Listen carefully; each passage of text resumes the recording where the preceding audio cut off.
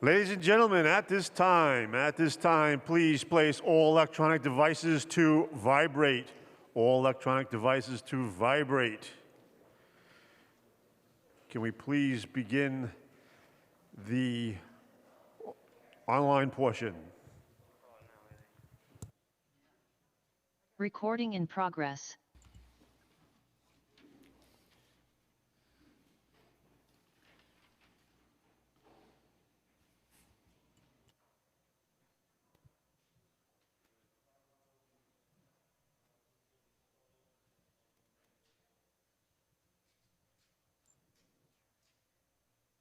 PC recording underway.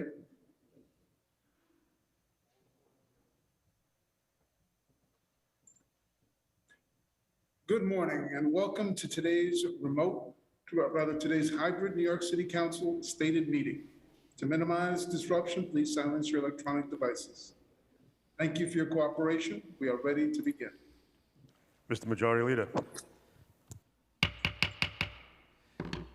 Good afternoon and welcome to the stated meeting of February 10th, 2022. I'm Majority Leader Keith Powers, and I'd like to thank everyone for joining us here today. If you would like to follow along, the agenda for today's meeting is posted on our website for the City Council. Please join us for the Pledge of Allegiance.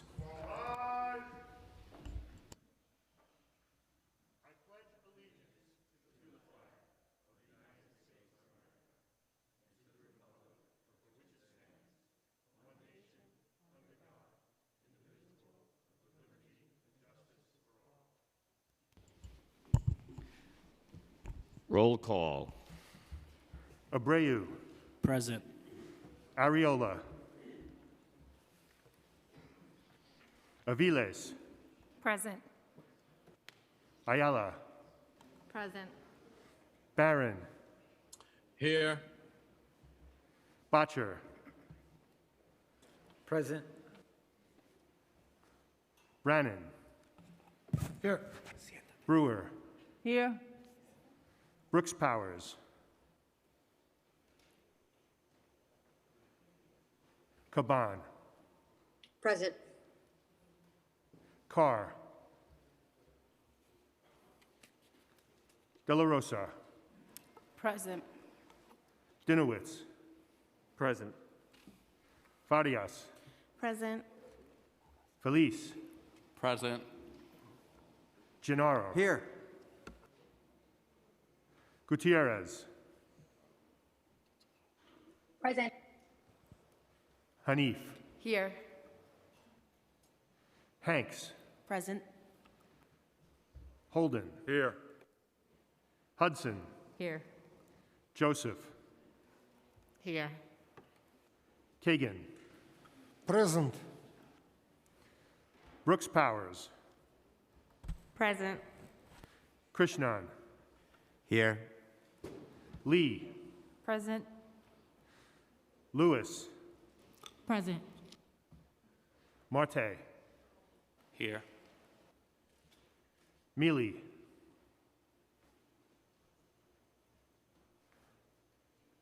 Menon. Present. Moya.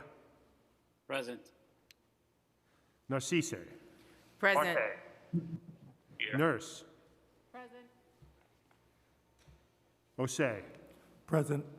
Palladino. Wrestler. Here.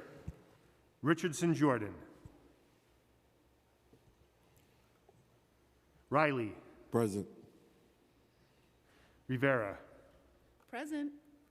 Salamanca. Present. Sanchez. Present. Shulman. Here. Stevens. Present. Ung. Present. Velazquez. Present. Vernikoff. Williams. Here. Juan. Present. Yeager. Borelli. Powers. Present. Speaker Adams. Present. Thank you. We'll now have today's invocation, which will be delivered by Venerable Yu Wang, spiritual leader at the International Buddhist Progress Society, located at 15437 Barclay Avenue in Queens.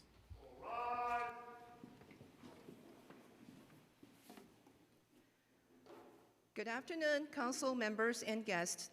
Thank you for inviting me to provide an invocation for today's meeting. May I tell you about the Buddha, our teacher.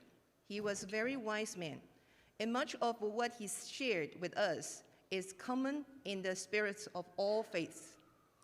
That is to be kind to one another, to do no harm to one another in the world, and to help relieve suffering.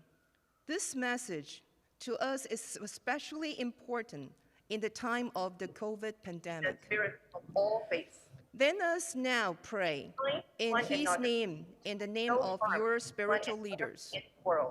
Today, we ask Buddha's wisdom to help guide our community leaders, to use wisdom to govern amid the conflicting interests and issues of our times, to know the true sense of the welfare and needs of the people in our community, to understand the importance of justice for all, rich and poor, powerful and struggling, to protect our natural resources, understanding that all citizens, and in fact, all sentient beings, are dependent upon open spaces, pure water, and clear air. To have the ability to work together in harmony, even when there is honest disagreement. Let's therefore pray that this body deliberates in a manner that is without rancor or ill will, that brings comfort to the citizens and the progress to the community, that all decisions are made with the foresight and deep understanding of the needs for all citizens, and that this body leads the community in a manner that celebrates our diversity, understanding that we are all interconnected, that our welfare and happiness are dependent upon respect and acceptance of all people, no matter their race, religion, sexual orientation, and no matter their original home. Leadership requires courage to make difficult and at times unpopular decisions. May our council members have courage to lead our community today and always. May our leaders find personal peace and joy in their public responsibilities by helping others and assuring a bright future for all. We are now, hopefully, moving beyond the devastation of serious illness and loss of life in our city. 2022, the year of tiger, may all beings live without fear and coexist in peace. May we work diligently to find a positive way to help our city regain its strength and purpose and bring safety and hope to all. We pray in the name of our spiritual leaders. Namo本师释迦牟尼佛. Thank you.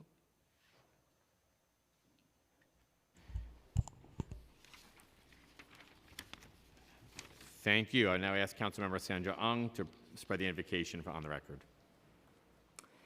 Thank you, Majority Leader Powers. Happy Lunar New Year, 新年快乐. My family has been attending the Fuguan Shan Buddhist Temple in Flushing, Queens. Since I was a child. I'm excited to have Venerable Yu Wang here in City Hall.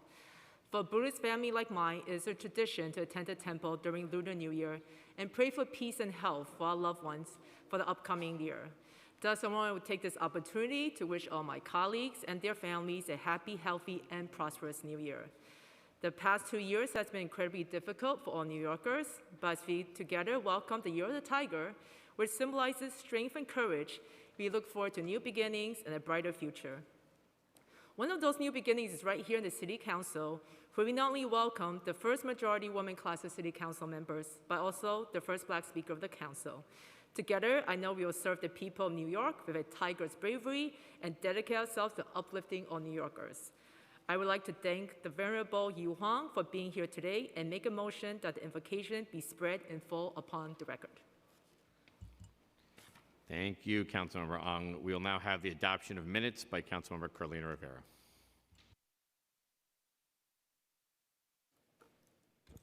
I hereby spread full upon the record the adoption of the minutes for the meeting of February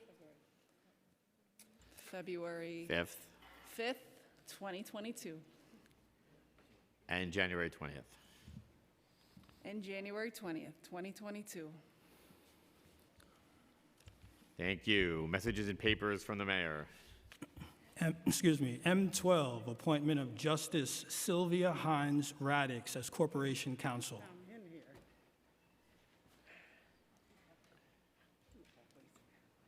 Rules, Privileges, and Elections. M13, appointment of Jocelyn Strauber as DOI Commissioner. Rules, Privileges, and Elections. Communication from city, county, and borough offices. M14, Board of Corrections. Received, ordered, printed, and filed. M15 and M16, Conflict of Interest Board appointments. Rules, Privileges, and Elections. Petitions and communications. M17, Rule 2.75B, Annual Report. Received, ordered, printed, and filed. M18 and M19, Districting Commission appointments. Received, ordered, printed, and filed. Land use call-ups. M20. Coupled on call-up vote, I would now ask that the clerk take a roll call vote on all of today's land use call-ups. Abreu. Aye. Ariola. Aye. Aviles. Aye. Ayala. Aye. Barron. Aye. Botcher. Aye. Brannan. Aye. Brewer. Aye. Brooks Powers. Aye. Caban. Aye. Carr. De La Rosa. Aye. Dinowitz. Aye. Farias. Aye. Feliz. Aye. Gennaro. Yes. Gutierrez. Aye. Thank you. Hanif. Aye. Hanks. Aye. Holden. Aye. Hudson. Aye. Carr. Aye. Thank you. Joseph. Aye. Kagan. Aye. Krishnan. Aye. Lee. Aye. Lewis. Aye. Marte. Aye. Mealy. Aye. Menon. Aye. Moya. Aye. Narcisse. Aye. Nurse. Osei. Aye. Palladino. Aye. Excuse me. Wrestler. Aye. Richardson Jordan.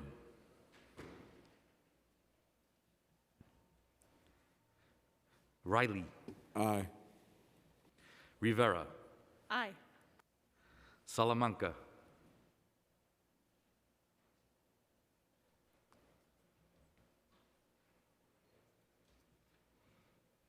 We'll come back. Sanchez. Aye. Schulman. Aye. Stevens. Aye. Ung. Aye. Velasquez. Aye. Vernikov. Aye. Williams. Aye. Juan. Aye. Yeager. Aye.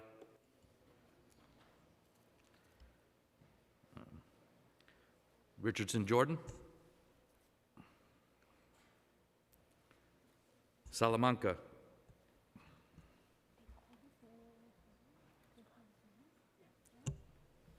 Borelli. Aye. Powers. I vote aye. Speaker Adams. I vote aye.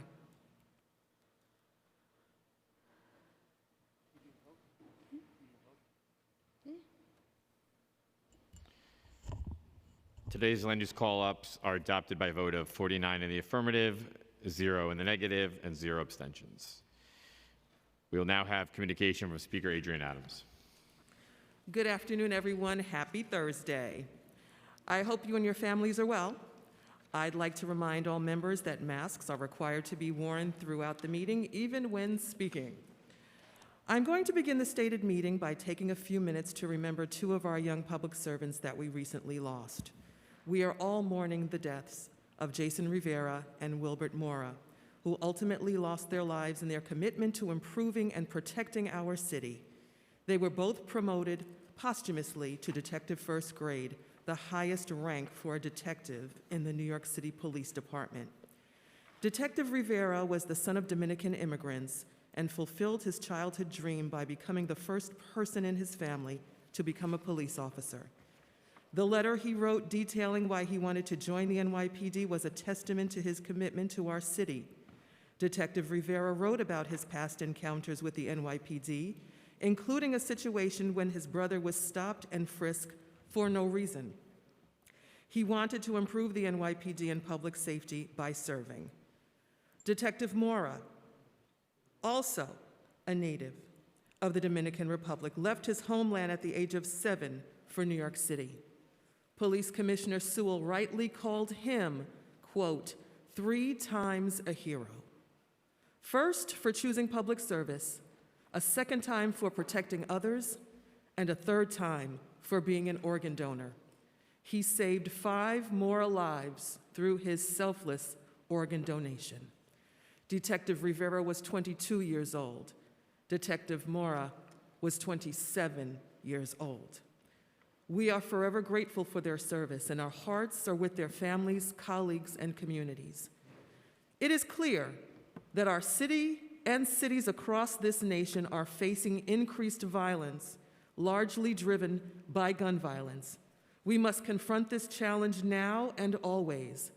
But this crisis is not new, particularly in communities of color, but it has only worsened throughout this long pandemic. We honor and mourn the lives of all those New Yorkers who have lost their lives to violence. Making our city safer and bringing an end to this violence will require a multifaceted approach that requires collaborative and comprehensive solutions.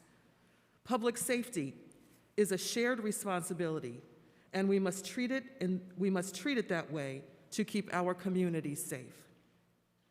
There is an important role for all stakeholders. The NYPD has an important role to play, and we must support good policing that keeps people safe in partnerships with communities. True safety requires an equal role from all the relevant city agencies, community partners, and other stakeholders as well. We have to focus on preventing violence before it even occurs by investing in community-based safety solutions, violence prevention programs, mental health care and crisis resistance, youth programming, and a range of other community investments that promote the well-being of all of our neighborhoods. Communities that are healthy and well are best equipped to address underlying challenges that prevent crime and violence. We must invest in the health and stability of New Yorkers, especially those at greatest risk of experiencing violence because of where they live. We need to provide our young people with education and employment opportunities and support. Public safety is a top priority for this council and a top priority for me. It is necessary for the present and the future of our entire city. We also cannot confine ourselves to efforts to gun violence, because the reality is that people across our city and country are experiencing various forms of violence. Throughout the pandemic, our city and nation have experienced a deeply disturbing rise in hate violence. Hate in all of its pernicious forms must be rooted out and unequivocally condemned.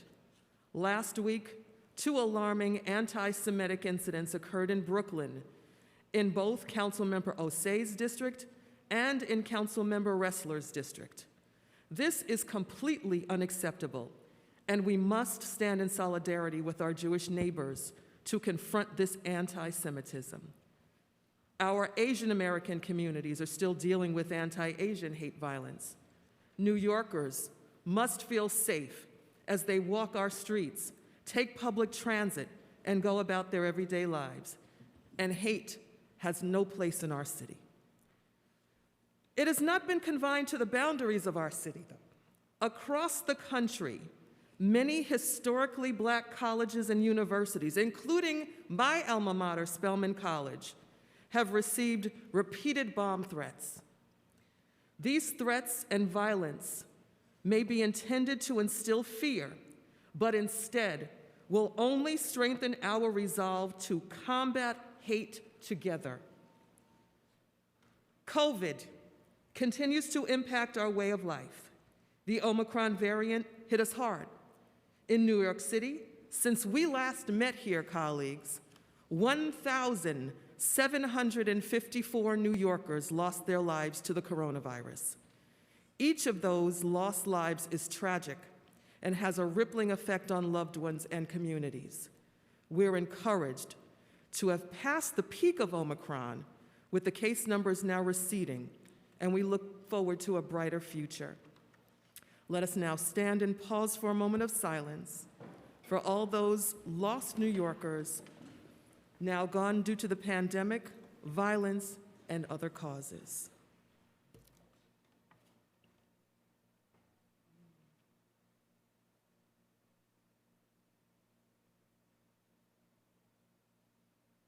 Thank you. You may be seated. February is Black History Month, a time to observe and reflect on the legacy and the innumerable contributions that Black Americans have made to our nation. And those contributions in New York City alone are immense. We honor, learn from, and pay tribute to those who have helped pave the way for us to be here today.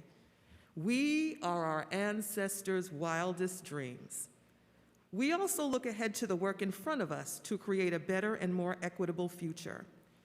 As the first Black Speaker of the New York City Council, I am proud to stand on the shoulders of giants who came before me, including those whose names don't get remembered and who labored in the trenches for justice, progress, and equality out of immense love. This City Council is committed to continuing the fight for justice and equality, and we have our work cut out for us. Happy Black History Month. On another note, I want to wish a happy Lunar New Year to all who celebrated last week. We said goodbye to the Year of the Ox, and we welcomed the Year of the Tiger, which stands for courage and ambition, 2 indispensable qualities we need to recover from this pandemic.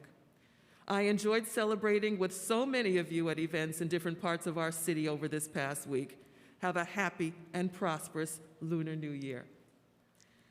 Now, before we delve into our agenda for the day, I would also like to formally announce new members of my senior staff, including the promotion of longtime council staff to new leadership positions.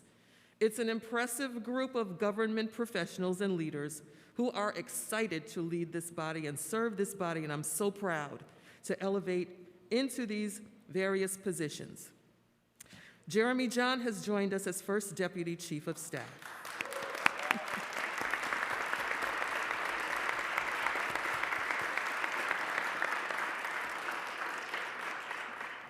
Carlos Beato is Special Counsel.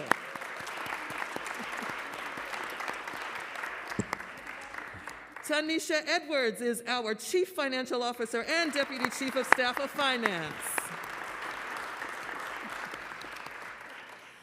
Faiza Ali has been promoted to Deputy Chief of Staff of Community Engagement. Jeff Baker has been promoted to Deputy Chief of Staff of Legislation and Policy.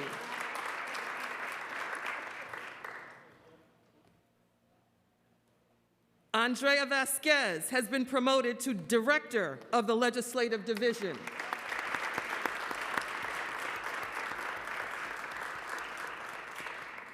Charles Chuck Davis has been promoted to Director of the Administrative Services Division.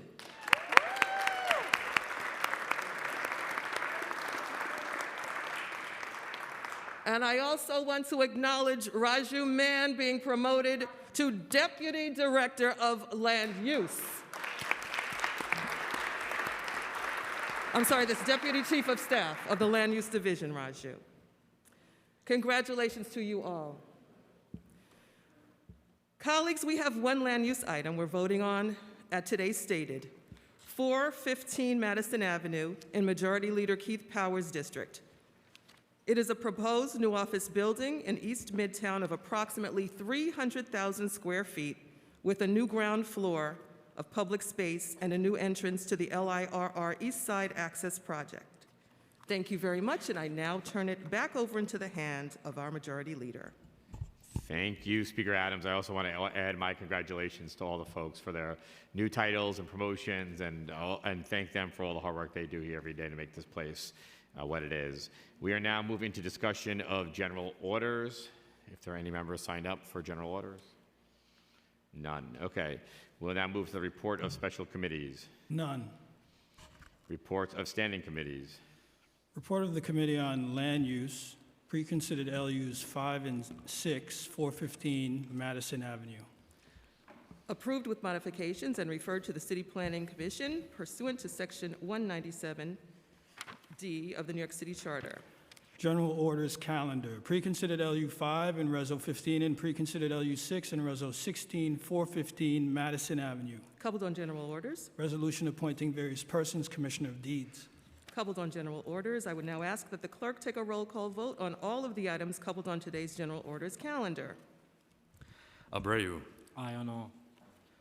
Ariola. Aye on all. Aviles. Aye on all. Ayala. Aye on all. Barron. Aye on all. Botcher. Aye on all. Brannan. Aye. Brewer. Aye and all, and I want to say regarding 450 Madison Avenue, it's an example of what we can do as we did with East Midtown rezoning. I want to thank Majority Leader Powers, certainly former Council Member Dan Garodnick, and the city, because this particular building will contribute mightily to improving our subway system and other things, but it's an example of really good rezoning. Thank you very much. I vote aye. Thank you. Brooks Powers. Permission to explain my vote. Permission granted. Thank you, Majority Leader.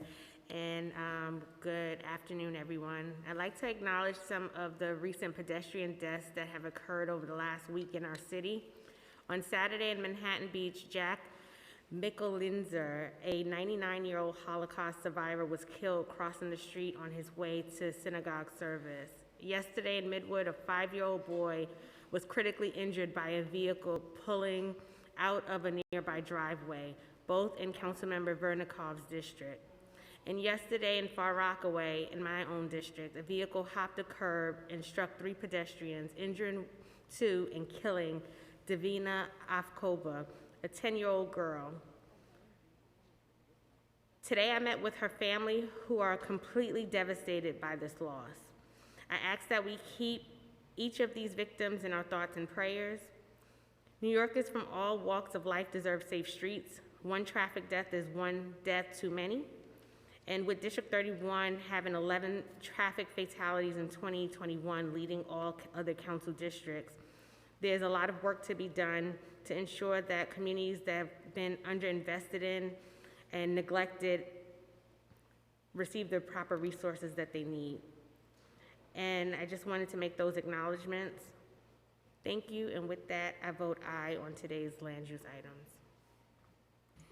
Thank you. Caban. Aye on all. Thank you. Carr. Aye on all. De La Rosa. Aye on all. Dinowitz. Aye on all. Farias. Aye on all.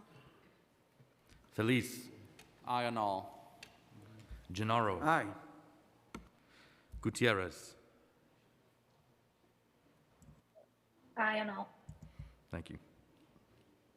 Hanif. Aye on all. Hanks. Aye on all. Holden. I vote aye. Hudson. Aye on all. Joseph. Aye on all.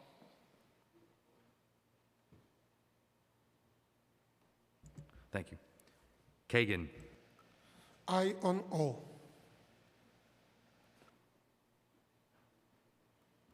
Thank you. Krishnan. Aye. Lee. Aye on all. Thank you. One moment. Lewis. Aye on all. Marte. Aye on all. Mealy. Aye on all. Menon. Aye on all. Moya. I vote aye. Thank you. Narcisse. Aye on all. Nurse. Aye on all. Osei. Aye on all. Palladino. Aye on all. Wrestler. Aye. Richardson Jordan.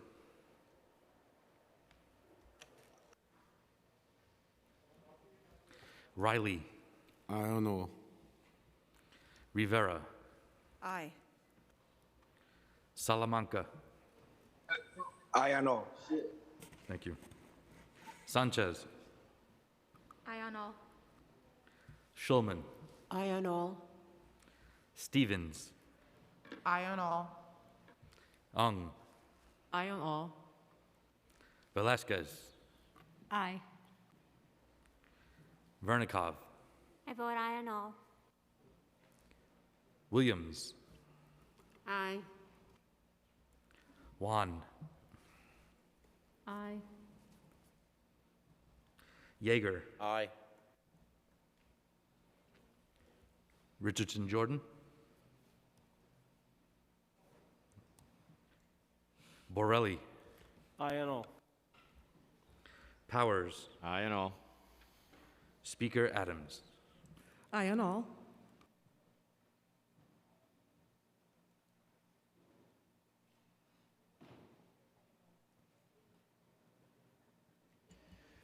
All items on today's general order calendar are adopted by a vote of 50 in the affirmative, 0 in the negative, and 0 abstentions.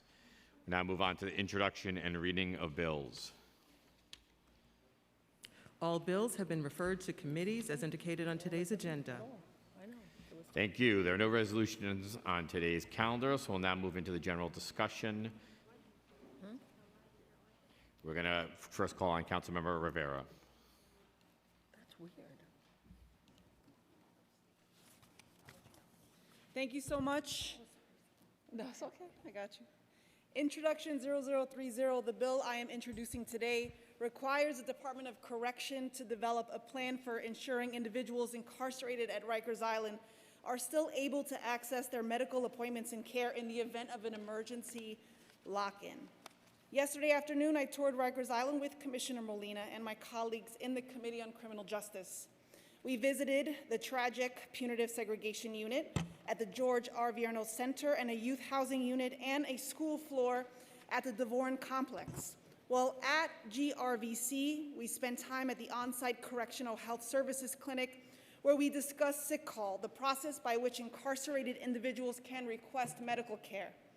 We were told lock-ins are few and far in between. We were told appointments are not missed or delayed. But testimony from a currently incarcerated individual shared at Tuesday's meeting of the Board of Corrections said calls for medical care to the dedicated nurse hotline went unanswered.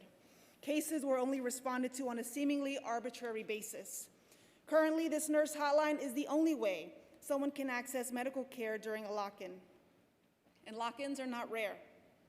While at GRVC, we found that the last lock-in at the facility was that very morning. I cannot fathom anything less than swift action toward addressing the critical needs in providing medical care services at Rikers Island. This keeps everyone on the island safe, and nothing is more important than the health of every New Yorker. I urge my colleagues to join me in signing on to this legislation. Thank you. Thank you, Councilmember Rivera. We'll now hear from Councilmember who's next? Barron. Next. Time begins. Thank you. I just wanted to appeal to my colleagues once again that we saw a very disingenuous display by the mayor when it came to the no cash bail bill. Mayor, you should be ashamed of yourself to use the blood of an 11-year-old child, the blood of police officers and other innocent people who were killed to try to push back on no bail, no cash bail. Let's stick with the facts. This is data driven. The fact of the matter, 98% of the people that got no cash bail did not commit another crime. Nobody in this city can get no cash bail if you're charged with a violent felony. So for the mayor to get up there and use the blood of innocent people to manipulate you emotionally and to tell us to debate the mother, not him, that was unconscionable and totally unacceptable. Raise the age keeps young people in family court so that they can be rehabilitated and not in adult courts and jails so they can become hardened criminals and punished, and recidivism goes high. So I'm calling on us, I'll be putting a resolution forth to support the no cash bail. It's for non-violent offenses, pre-trial detainees that got exorbitant bails, like Khalif Browder, I'll remind you, thousands of dollars worth of bail, spent 3 years in jail for allegedly taking a backpack that he didn't take and put in solitary confinement, which the mayor wants to bring back, and lost his life afterwards. Thank you, Councilmember Barron. We're now going to call on Councilmember Kalman Yeager. Thank you, Mr. President. You know, if we're going to condemn a particular person for the words that he said and ask that he be ashamed of himself, at least let's get it right. The mayor has not said, to my knowledge, and I watched the budget testimony yesterday to the state legislature, that he wants to reimpose something that had changed. What he said is that he wants there to be a dangerousness standard that a court can look at whether or not somebody is too dangerous to put back out on the streets. That is not the same conversation about bail. The bail conversation had been about the question of the utter fairness, or the lack thereof, of a wealthy defendant with access to resources and a poor defendant without access to resources, both having been charged with the same crime. One gets locked up, one doesn't, because one is rich and one isn't. That's the conversation. Public safety is a conversation that we have to be having in the city. The mayor being accused of wanting to lock people up, and the mayor being accused of using the blood of the parent of a child and using the victimhood of the child's parents. Anybody who knows Eric Adams, and I know the gentleman does, knows that that's just not a fair and accurate description of what the mayor's position is or what the mayor's been saying. The mayor's been crystal clear on this, and he's right across the hall, and if anybody is in this building and feels like showing up and having a conversation with the mayor, this mayor has shown that he's willing to have a conversation with the members of this council. He's shown that he's willing to have a conversation with the members of the state legislature, a real conversation. Or we can sit at home and we could zoom in and we can talk about who should be ashamed of themselves and the condemnation of a particular word or fact, but at least let's get it right. And I would just urge us all, as the gentleman said, let's just look at the words and make sure that we're condemning exactly what ought to have been said. what was actually said. Thank you very much, Mr. President. Thank you, Councilmember Yeager. Any other folks signed up today for general discussion? Okay, I now call on Speaker Adrian Adams to close today's stated meeting. Stated meeting of February 10, 2022 is hereby adjourned. Oh,